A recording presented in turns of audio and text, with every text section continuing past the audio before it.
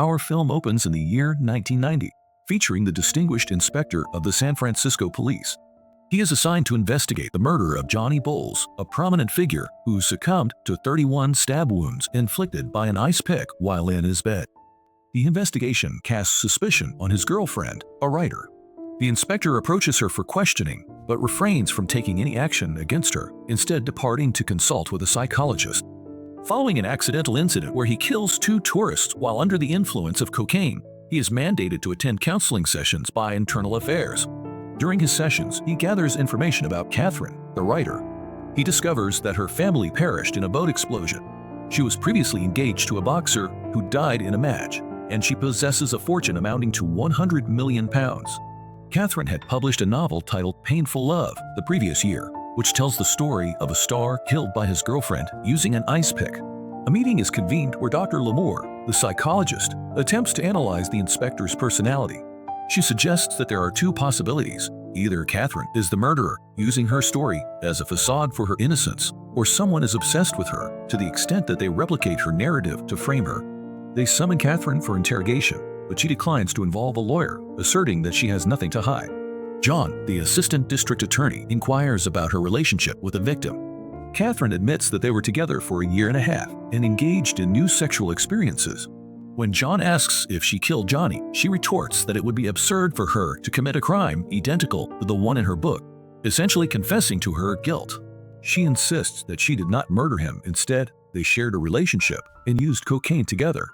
They subject her to a lie detector test, which she passes. Afterward, John drives her home and tells her that not everyone passes such tests.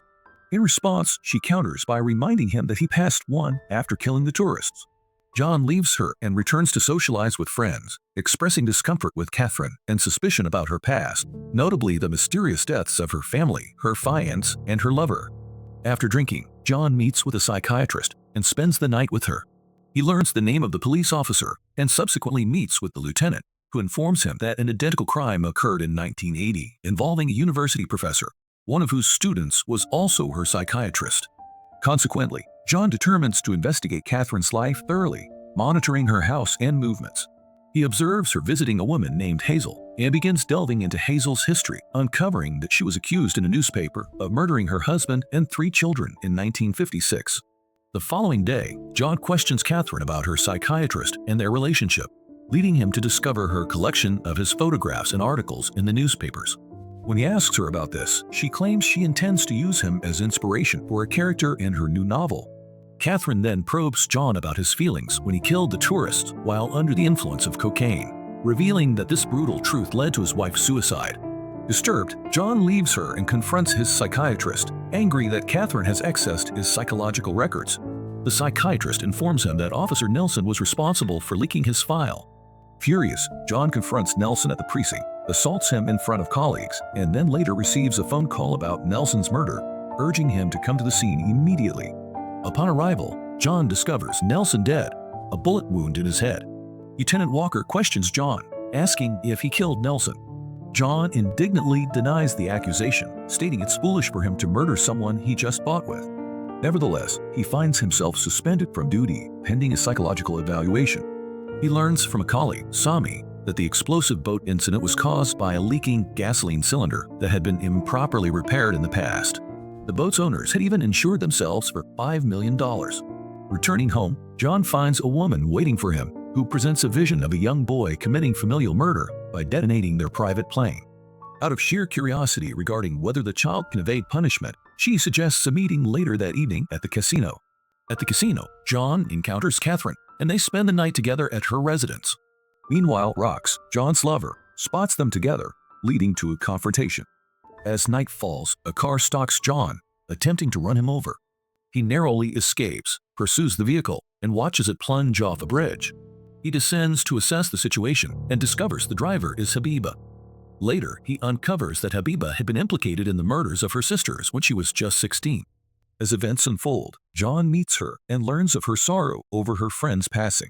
She admits she had not mourned anyone since her university days, which includes her first friend Lisa, who became fixated on her, mimicking her appearance and attire.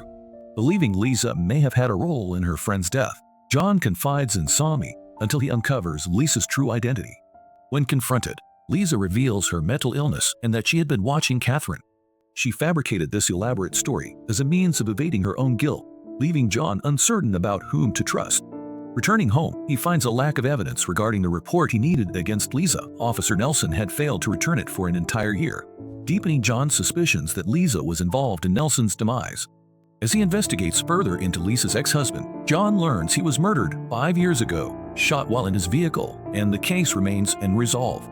A friend informs him he has acquired an address for one of Catherine and Lisa's college acquaintances who may have vital information. Upon visiting her, John's friend is killed in an elevator, leaving John unable to save him. Faced with a shocking surprise, John encounters Lisa, who claims to have received a message to meet her friend, leading John to shoot her in desperation. The lieutenant pursues the investigation, discovering numerous novels and photographs in Lisa's apartment, including a weapon identical to the one used in Nelson's murder. This evidence brings relief to law enforcement as they feel confident capturing the perpetrator. Arriving home, John finds Catherine awaiting him. She confesses, "I know what happened, and I love you." They spend a passionate night together.